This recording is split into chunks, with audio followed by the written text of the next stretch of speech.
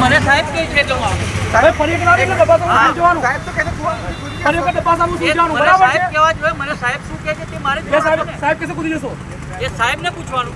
સાહેબ મને કહે છે જો એ મારે કામ કરવાનું છે. યાર માનો તો મને કે મારી કામગીરી માટે મારા તમારી સાહેબ જે કામગીરી કહે છે નથી આ રે કામગીરી તમારી કરો તે- ને કંઈ નહીં, તમે ત્યાં એ સાહેબને વાત કરો. સાહેબને કરી દીધી અમને વાત. હા બસ તો સાહેબ મને જે ડિસિઝન આપશે સાહેબ એમ કે અમને સામાન આપી દેવાનો. મૌખિક ઓર્ડર નથી માનવાનો તમને સમજ પડે છે? એટલે મને નથી સમજ પડતી. અમારે મૌખિક ને કોન્ફરન્સથી અથવા કોલથી જ વાત થાય. બરાબર છે એટલે તમે ત્યાં આવીને જે વાત કરો તો કાલે અમે તમારી કમ્પ્લેન કરશું કે તમે મૌખિક ઓર્ડર માનશો તો તમને ચાલશે?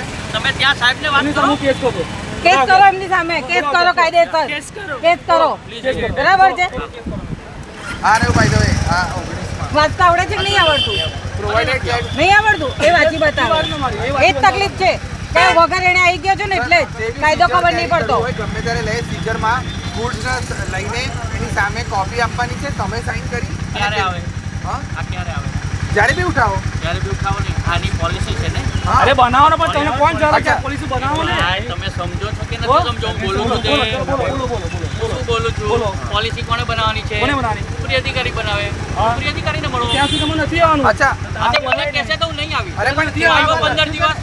હું 15 દિવસ આવ્યો મને ના પાડી દો. અમારે તમારી સાથે ઘર્ષણ નથી કરવાનું. તમે સમજો કે સરકાર પોલીસ નથી બનાવતી કે તમારી નગરપાલિકા પોલીસ તો બી તમે ત્યાં જ વાત એનું કરો. ભુગતાન આ લોકો શા માટે કરે એની માટે તમે ત્યાં જ વાત કરો. પણ તમે લોકો આવો છો ને બધા જલેબીની મને માફક જે ગોળ કહે ગોળ છે, ફેરવે એ જ મારે કામ કરવાનું છે. પરિવાર સાહેબ લોકો આવે ને સાંભળો એના ઘરે જવાનું પરિવાર આવે ને એટલે ગાડી આગળ ઉઈ જવાનું હું બધા કહું છું પોલીસ હવે કમિશનર એક જણનું બલિદાન માંગે છે એક જણ મરી જશે વાંધો નહીં કેસ ઠગી ગાલીશું બરાબર છે ડિસ્કસ તમારે મારી જોડે કરવાનો કોઈ મતલબ નહીં જરૂર નથી. જે વસ્તુ મારા હાથમાં નથી એમાં હું કંઈ નહીં કહી શકું.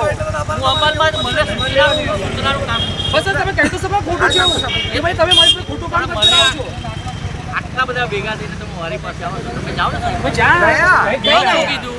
પેલા સાહેબ નથી મળ્યા ભાવસાર સાહેબને મળ્યા. એ નથી મળ્યા તમારે એમને જ મળશો ને. જો તમારા કામનું કે તમારા સામાનનું બીજા ભાવસારને આપણે આપો.